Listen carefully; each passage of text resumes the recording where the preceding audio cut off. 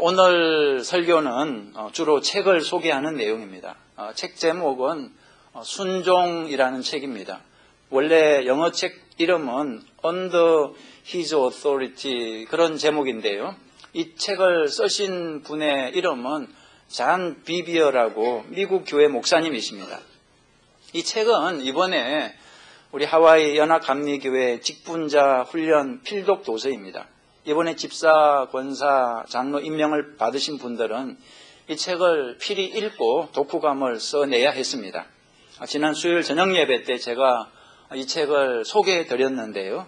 근데 시간이 모자라서 다 끝내지를 못해서 오늘 주일까지 계속해서 이 책 내용을 소개하게 된 것입니다.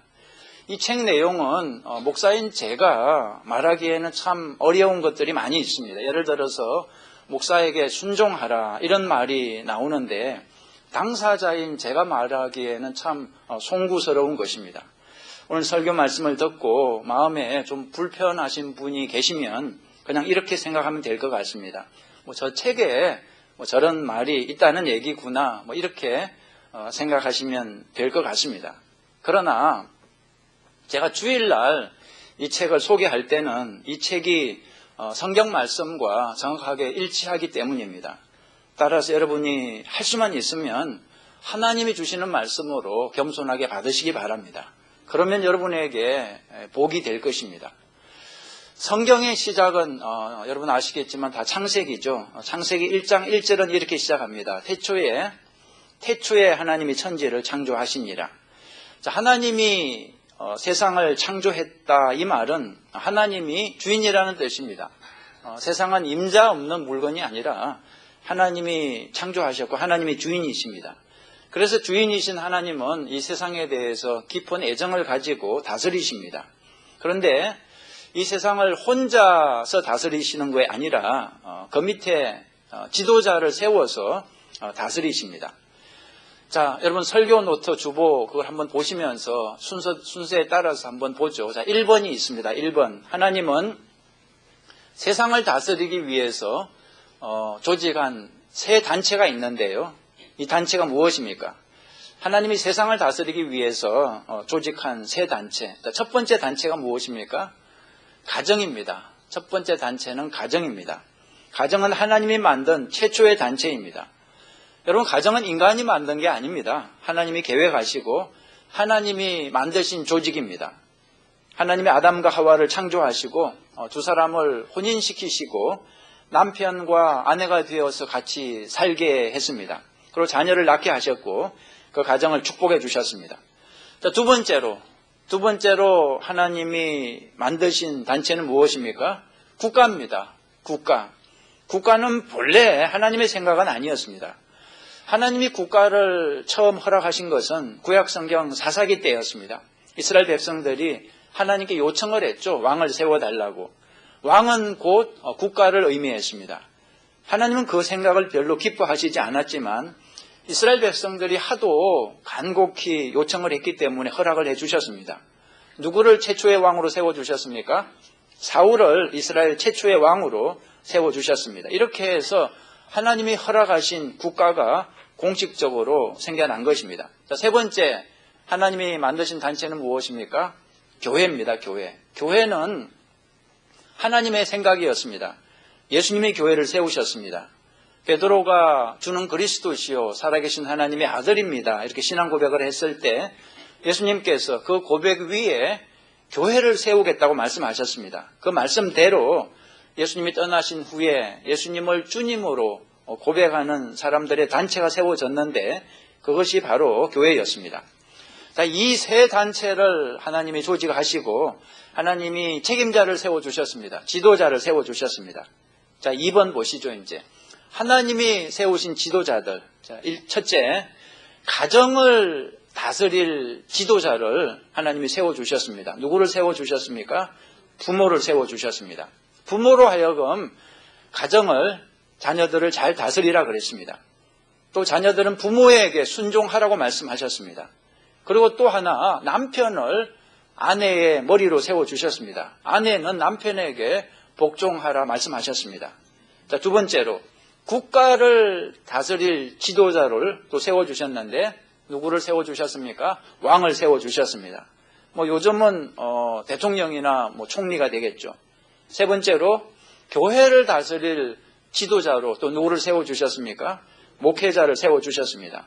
하나님은 가정과 국가와 교회를 세우시고 각각 지도자를 세우시고 그 지도자들에게 권위를 주셨습니다. 하나님의 이름으로 잘 다스리라고 그렇게 말씀하셨습니다. 가정의 지도자는 하나님의 이름으로 가정을 다스릴 수 있습니다. 국가의 지도자 역시 하나님의 이름으로 국가를 다스릴 수 있습니다. 교회의 지도자 역시 하나님의 이름으로 교회를 다스릴 수 있습니다. 그리고 사람들에게 명령하셨습니다. 지도자에게 순종하라고. 자녀들은 부모에게 순종하라고 말씀하셨습니다. 아내는 남편에게 순종하라고 말씀하셨습니다.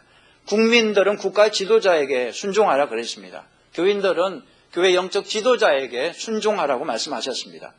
자, 오늘 본문 로마서 13장 말씀이 바로 그런 뜻입니다. 다시 한번 보시죠. 이제 로마서 13장 말씀 다시 한번 보시죠. 각 사람은 위에 있는 권세들에게 굴복하라. 권세는 누구에게 났다고요? 하나님께로 나지 않음이 없나니 모든 권세는 다 하나님의 정하신 바라. 그러므로 권세를 거스르는 자는 하나님의 명을 거스름이니 거스르는 자들은 심판을 자취하리라. 여기서 위에 있는 권세들에게 굴복하라 그랬는데 위에 있는 권세가 누구입니까? 하나님이 세운 지도자를 뜻합니다. 이 가정의 지도자, 국가의 지도자, 교회의 지도자를 가리키는 것입니다. 왜 지도자에게 순종해야 하는지 그 이유를 예수님이 다음과 같이 설명해 주셨습니다. 요한복음 13장에 보니까 내가 진실로 진실로 너희에게 이르노니 나의 보낸 자를 영접하는 자는 나를 영접하는 것이요.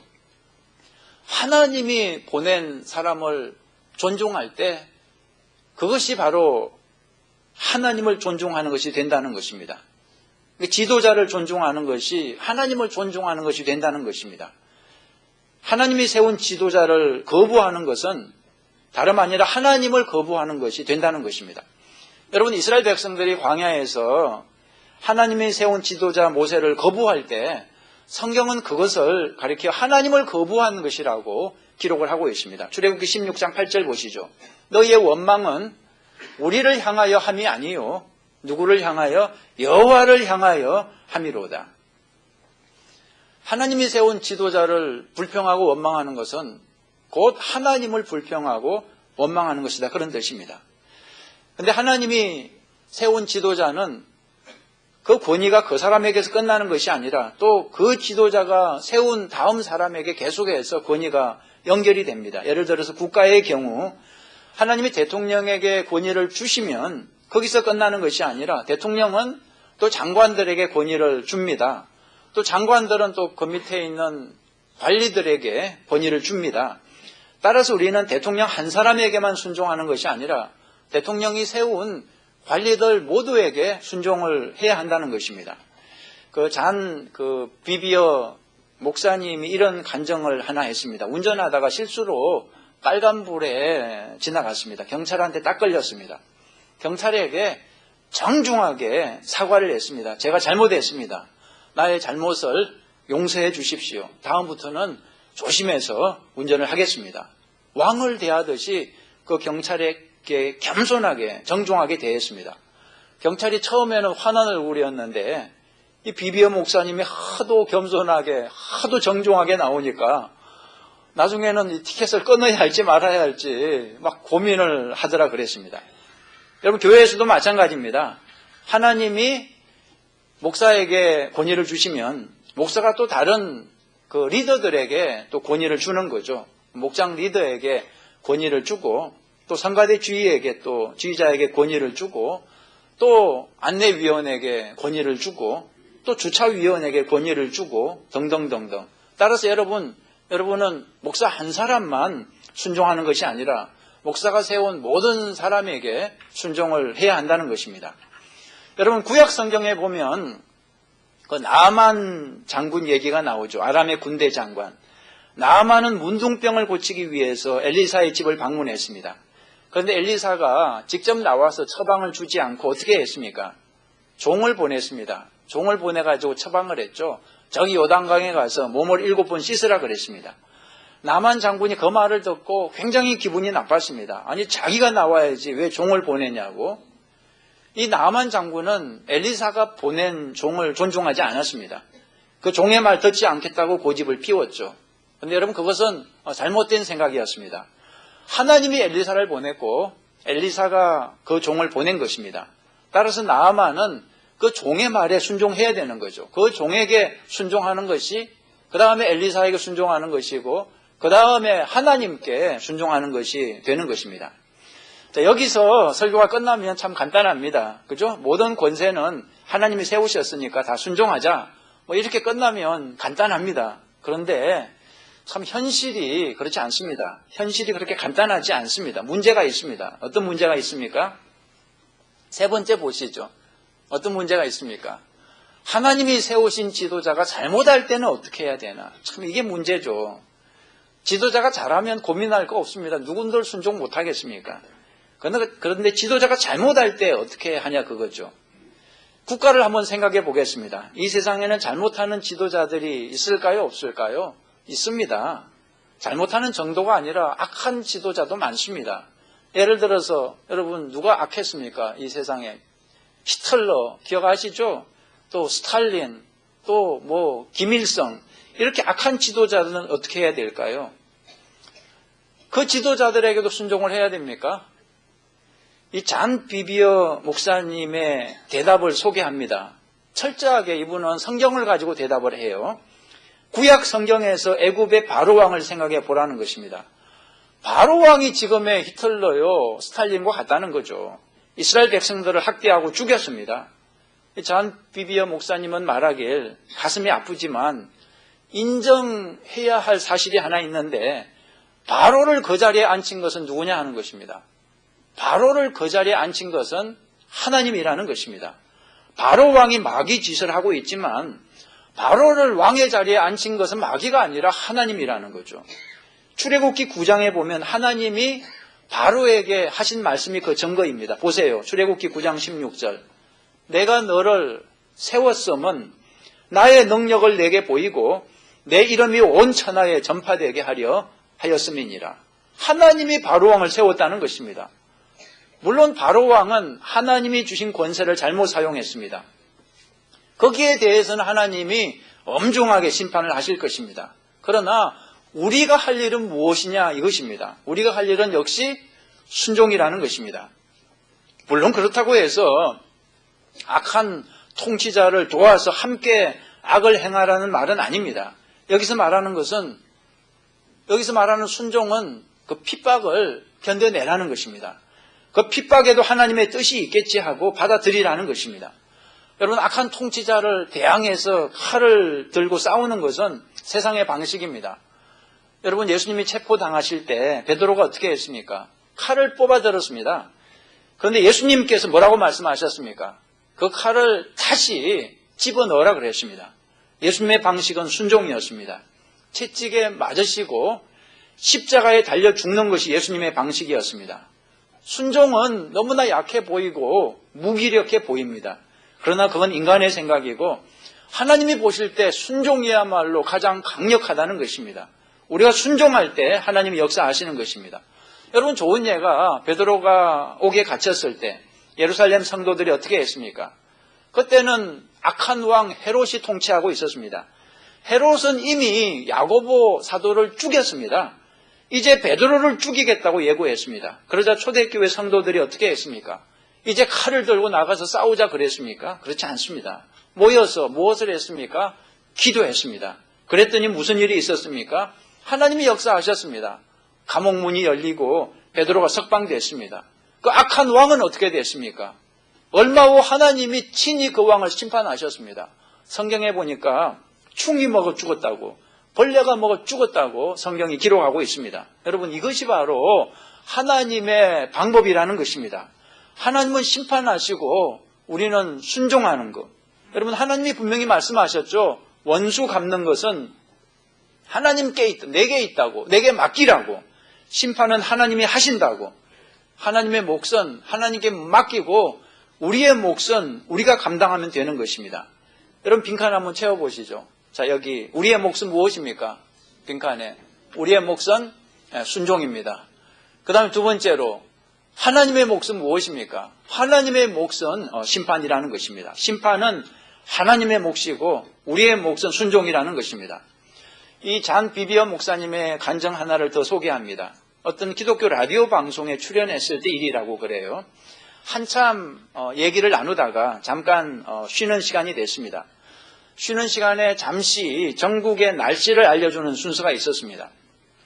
날씨를 알려주는 아나운서가 말하길 날씨가 너무 추워져서 주지사의 입술까지 얼어붙었다는 말을 했습니다. 그 주지사의 이름까지 실명을 대면서 이제 그 입술이 얼어붙었으니까 그 말 같지도 않은 소리 이제 더 이상 안 들어도 좋다는 그런 일종의 조롱하는 말이었습니다. 그 비비어 목사님이 그 소리를 듣고 깜짝 놀랐습니다. 물론 그 주지사가 존경받지 못할 사람이라는 것은 인정하지만 그래도 엄연히 주지사인데 주지사를 조롱하는 것은 옳지 않다는 것입니다. 성경은 분명히 국가의 관리를 비방하지 말라고 했기 때문입니다. 여러분 사도행전 23장 5절 보세요.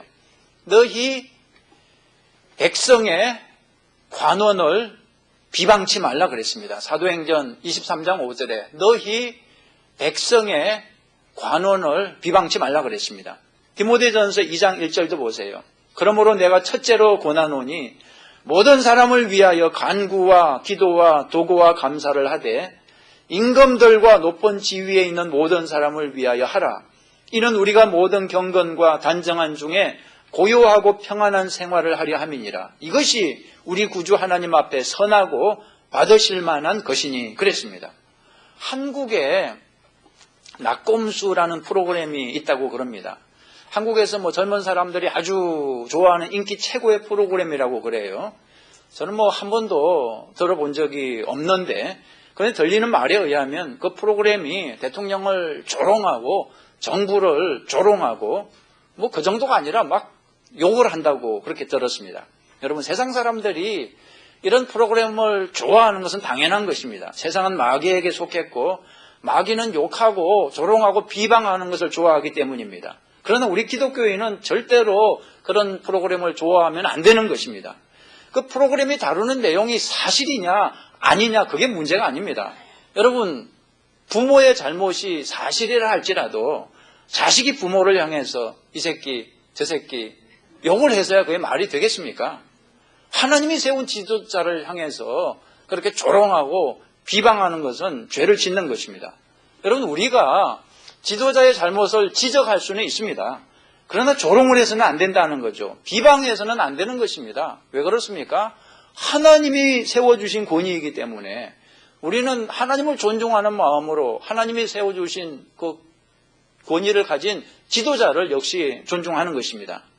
클린턴 대통령이 통치할 때 낙태를 합법화하는 법을 통과시켰다고 그래요. 그때 어떤 목사는 클린턴 목사에게 분명히 말했다고 그럽니다. 당신이 통과시킨 그 법으로 인해 많은 생명이 죽게 될 것이고 그 결과 당신은 하나님의 심판을 받게 될 것입니다. 대놓고 말했습니다. 그러나 거기서 끝났지 대통령을 향해서 비방을 하거나 조롱을 하지는 않았다는 거죠. 여러분 지도자의 잘못을 지적은 할 수 있지만 조롱하거나 비방해서는 안 된다는 것입니다.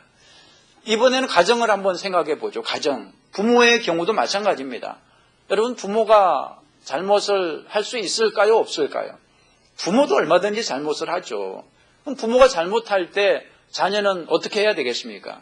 비방하고 조롱하고 이제부터 내 부모 아니다 그렇게 선포해야 되겠습니까?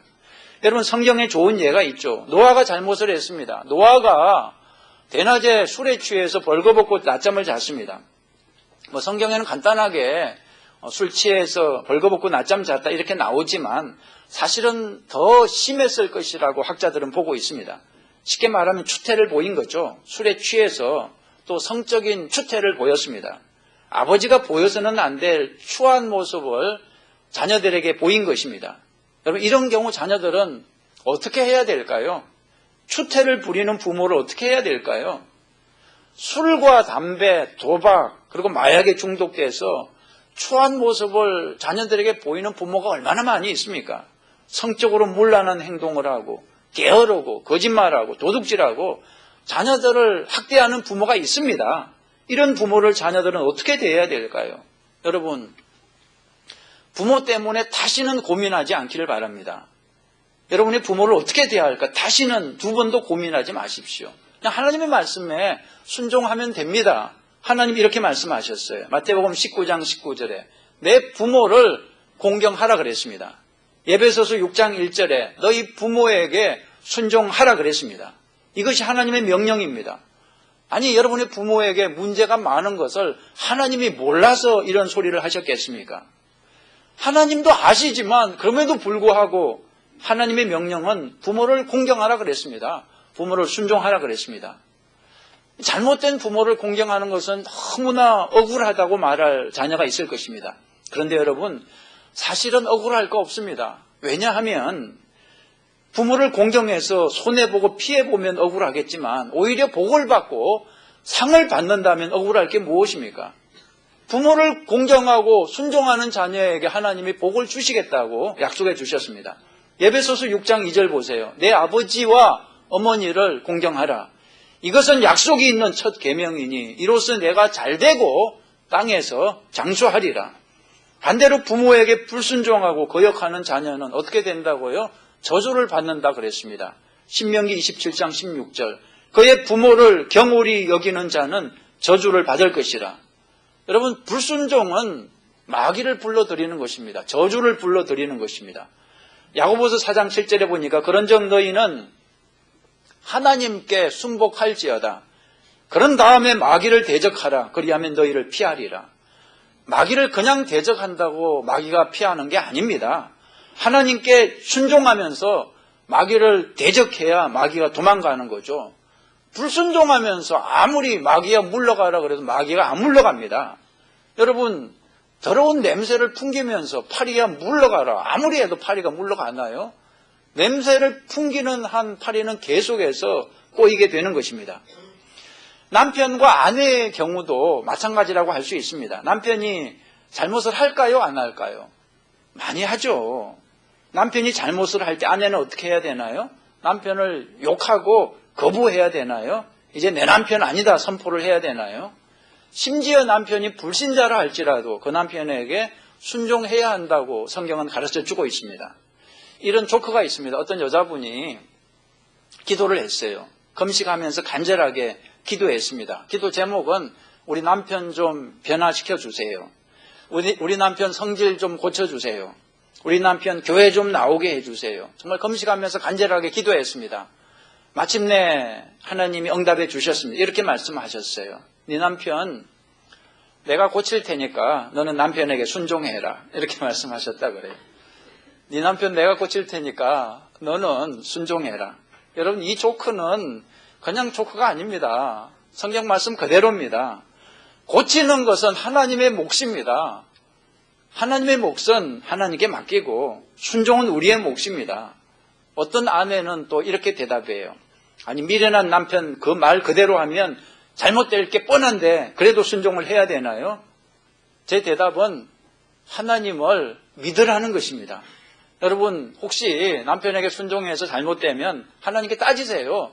하나님이 남편에게 순종하라 그래서 내가 순종했는데 우리 집이 이렇게 망했는데 하나님 책임지세요. 하나님이 책임지실까요? 안 지실까요? 책임지실 것입니다.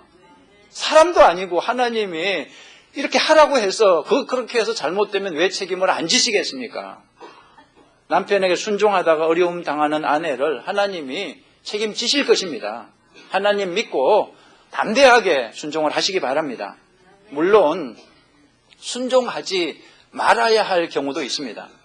아무리 지도자의 말이라 할지라도 거부해야 될 것이 있습니다. 어떤 경우일까요? 어떤 경우에는 지도자의 말을 듣지 않아야 될까요?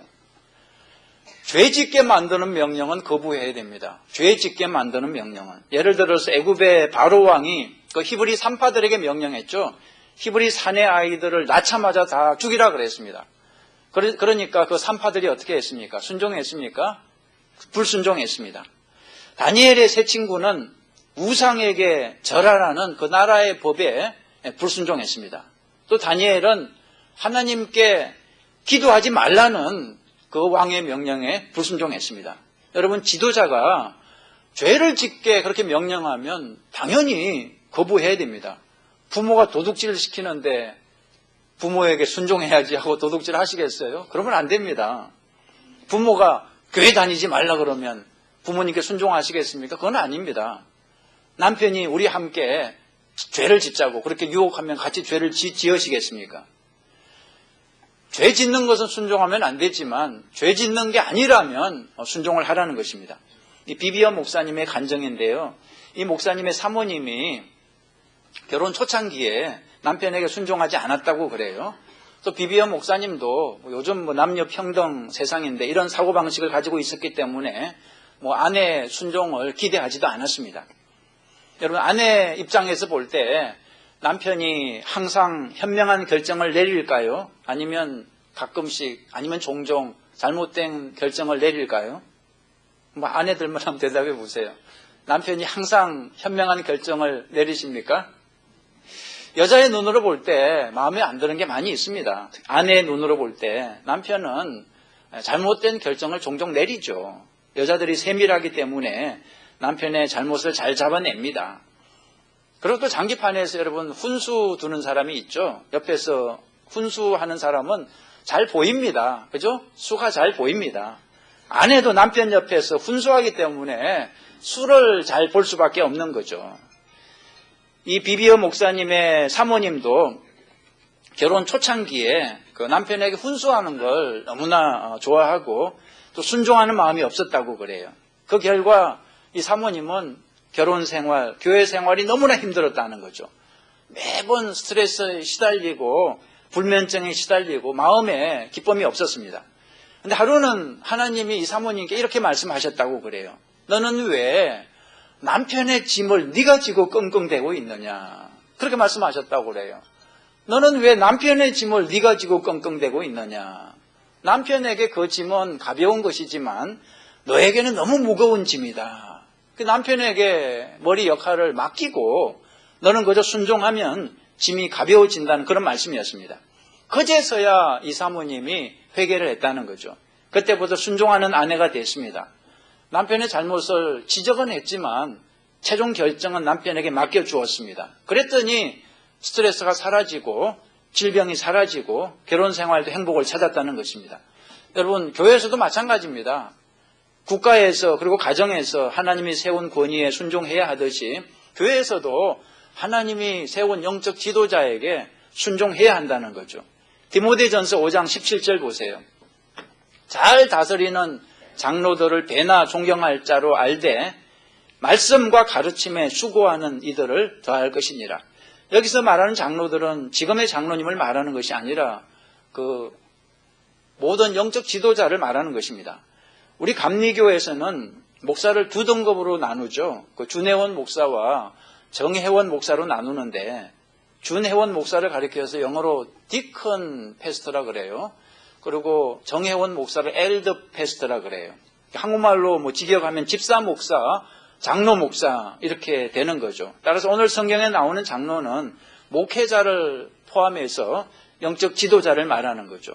다시 이 성경을 보시면 잘 다스리는 장로들을 배나 존경할 자로 알되. 무슨 뜻입니까? 배나 세상의 지도자들, 가정의 지도자들 존경하는 것보다 배나 더 영적 지도자를 존경해야 된다는 것입니다. 근데 여러분, 목사가 잘못을 할까요? 안 할까요? 부모가 잘못을 하는 것처럼, 대통령이 잘못을 하는 것처럼 목사가 잘못을 합니다. 감남교회 목회를 제가 금년에 16년째 하고 있는데요. 1년 차, 2년 차, 3년 차까지는 제 잘못이 잘 보이지 않습니다. 근데 10년을 넘어서 이제 16년이 되면 허다한 잘못이 눈에 보이는 거죠. 제가 여러분의 잘못을 다 알고 있습니다. 하도 이제 오래돼서 다 보이죠. 마찬가지로 제 잘못도 여러분 눈에 보이실 것입니다. 이런 경우 어떻게 해야 될까요? 목사가 잘못을 하는 경우 어떻게 해야 될까요? 조롱하고 비방하고 불평해야 될까요? 성경에 좋은 예가 있습니다. 사무엘상 1장에 보면 한나와 제사장 엘리 얘기가 나옵니다. 한나는 아기를 낳지 못하는 여인이었습니다. 그런데 작은 부인 브닌나는 아들을 낳았죠. 그러자 브닌나가 한나를 조롱했습니다. 한나가 너무 속상해서 울면서 하나님께 기도했습니다. 한나가 기도하는 모습을 엘리 제사장이 봤습니다. 이렇게 성경이 나오죠. 보세요. 한나가 속으로 말하며 입술만 동하고 음성은 들리지 아니하므로 엘리는 그가 취한 줄로 생각한지라. 엘리가 그에게 이르되 내가 언제까지 취하여 있겠느냐. 포도주를 끊어라. 한나는 너무너무 속이 상했을 거예요.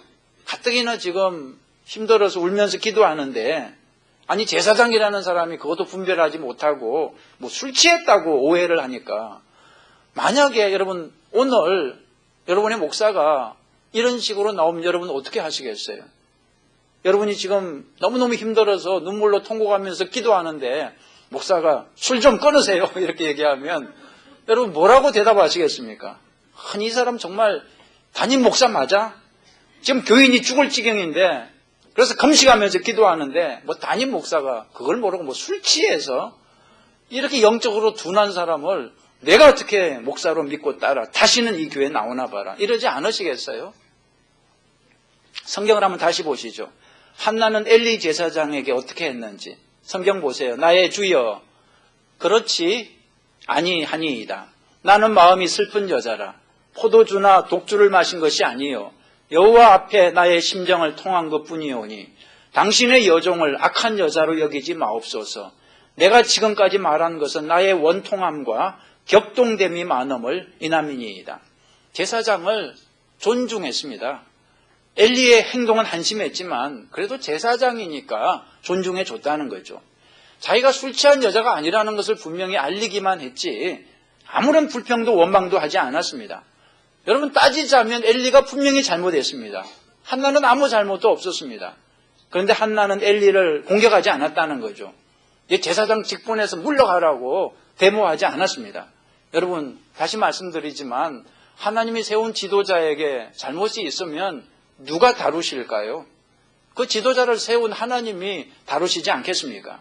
엘리가 이렇게 말했습니다. 사무엘상 1장 17절에 엘리가 대답하여 가로되 평안히 가라. 이스라엘의 하나님이 너의 기도하여 구한 것을 허락하시기를 원하노라. 그러자 한나가 뭐라고 대답을 했습니까? 당신같이 영적으로 둔한 제사장의 축복은 필요 없어. 이렇게 했습니까? 그렇지 않죠. 18절 보세요. 당신의 여종이 당신께 은혜 입기를 원하나이다 하고 가서 먹고 다시는 얼굴에 수색이 없으니라. 한나는 엘리를 공경했고 순종했습니다. 엘리의 축복을 진심으로 하나님의 축복을 받아들였다는 거죠. 그 후에 무슨 일이 생겼습니까? 사무엘상 1장 19절 보세요. 그들이 아침에 일찍 일어나 여호와 앞에 경배하고 돌아가서 라마의 자기 집에 이르니라. 엘가나가 그 아내 한나와 동침하며 여호와께서 그를 생각하신지라. 무슨 일이 일어났습니까? 한나가 잉태하고 때가 이름에 아들을 낳아 이렇게 됐습니다. 이렇게 해서 그 유명한 사무엘이 탄생한 거 아니겠습니까? 하나님은 한참 모자라는 엘리 제사장도 사용을 하셨다는 것을 알 수 있습니다. 영적으로 둔한 엘리 제사장의 축복도 하나님이 응답해 주셨다는 것입니다. 여러분 하나님은 하나님이 세우신 지도자의 권세를 존중해 주십니다. 땅에서 그 지도자가 문을 열면 하늘에서 문을 열어주십니다. 땅에서 지도자가 문을 닫으면 하늘에서도 문을 닫아주십니다. 땅에서 지도자가 축복을 선포하면 하늘에서도 복을 내려주시는 거죠. 그래서 엘리가 축복할 때 하나님이 하늘에서 복을 보내주신 것입니다. 한나는 그 엘리 제사장의 권위를 인정하고 존중했습니다. 그 태도는 하나님의 권위를 인정하고 존중한 것과 같았습니다. 그래서 한나는 하나님이 주시는 복을 받았다는 거죠. 그래서 여러분 우리도 하나님을 존중하는 마음으로 하나님이 세운 지도자를 존중해야 된다는 것입니다. 그런데 여러분 이런 경우는 어떻게 해야 될까요? 이런 경우 지도자의 노골적인 죄가 분명히 드러나면 어떻게 해야 될까요? 요즘 세상이 그렇지 않습니까? 지도자들이 온갖 악한 죄를 범하는 수가 종종 있잖아요. 지도자의 분명한 죄가 드러나면 어떻게 해야 되겠습니까? 예를 들어서 여러분 이해하기 쉽게 이런 말씀 드려서 죄송하지만 극단적인 예를 들어서 제가 바람이 나서 다른 여자와 간음을 하고 교회 돈을 빼돌려서 막 개인적으로 사용을 하고, 며칠 전에 신문에 보니까 저기 라스베가스에서 어떤 캐톨릭 신부님이 교회 돈을 뭐 60만 불인가 빼돌려가지고 도박을 해서 다 날렸다고 신문에 나오더라고요. 혹시 제가 그러면 어떻게 하시겠습니까? 제가 그런 죄를 범하면 어떻게 하시겠습니까? 그래도 저에게 순종하시겠어요? 투표해 볼까요? 그래도 순종을 해주면 뭐 저야 고맙지만, 여러분 잔 비비어 목사님이 이 책에서 뭐라고 말하냐 그러면 그런 지도자 밑에 계속 있지 말고 떠나라고 얘기합니다. 속히 떠나라고. 어떤 사람은 남아서 뭐 싸우겠다고 말하는데 그러지 말고 떠나라고 그럽니다. 왜 싸우면 안 될까요? 싸우는 것은 하나님의 영광을 가리는 것입니다. 내가 남아서 싸우지 않아도 하나님이 남아서 싸워 주실 것입니다. 여러분, 잘못된 지도자는 하나님이 반드시 심판하실 것입니다. 하나님은 보통 사람을 심판하는 것보다 훨씬 더 엄격하게 지도자를 심판하신다 그랬습니다. 누가복음 12장 48절 보세요. 무릇 많이 받은 자에게는 많이 찾을 것이요 많이 맡은 자에게는 많이 달라 할 것이니라. 지도자의 책임이 크면 심판도 크다는 것입니다. 야고보서 3장 1절에 내 형제들아 너희는 선생된 우리가 더 큰 심판 받을 줄을 알고 많이 선생이 되지 말라 그랬습니다. 여러분, 지도자의 잘못을 지적해주고 권면해 줄 수는 있습니다. 지도자가 그 권면을 듣고 회개하면 다행이지만 그렇지 않고 계속해서 죄를 짓는다면 조용히 거기서 떠나라는 거죠. 하나님이 제일 싫어하는 것은 하나님이 세운 지도자를 불평하고 원망하고 싸우는 것입니다. 설사 지도자가 잘못되었다 할지라도, 여러분 설사 부모가 잘못되었다 할지라도 불평하고 원망하고 싸우는 것은 자녀가 죄를 짓는 것입니다. 그렇게 하면 하나님의 영광을 가리는 것입니다. 하나님의 이름을 욕되게 하는 것입니다. 여러분, 다윗이 사울이 잘못되었을 때 어떻게 했습니까? 사울이 다윗을 죽이려고 했을 때 어떻게 했습니까? 싸워서 사울을 고쳤습니까? 싸워서 사울을 죽였습니까? 그렇지 않습니다. 다윗은 사울을 떠났습니다. 사울을 하나님께 맡겼습니다. 사울을 죽일 수도 있었지만 죽이지 않았습니다. 하나님이 세운 권위는 잘못된 것도 존중해 주었다는 거죠. 그래서 하나님이 다윗을 높여주셨습니다. 내 마음에 합한 자라고 칭찬해 주셨습니다. 말씀을 마치겠습니다. 예수님은 우리에게 이렇게 말씀하십니다. 자기 십자가를 지고 나를 따르라 이렇게 말씀하십니다. 여기서 십자가는 무엇일까요? 순종입니다. 순종은 참 힘든 것입니다. 순종의 길은 실패처럼 보입니다. 예수님의 십자가는 실패처럼 보였습니다. 예수님이 십자가 지고 돌아가셨을 때 마귀는 자기가 이긴 줄 알았습니다. 그러나 뚜껑을 열어보니까 결과적으로 누가 이겼습니까? 마귀가 아니라 예수님이 이기신 것입니다. 여러분, 순종은 실패가 아닙니다. 순종은 실패가 아닙니다. 인간의 눈으로 볼 때는 실패같이 보이지만 하나님의 눈으로 볼 때는 승리하는 것입니다. 하나님을 믿고 순종으로 승리하는 저와 여러분 모두가 되시기를 주님의 이름으로 축원합니다. 기도하시겠습니다.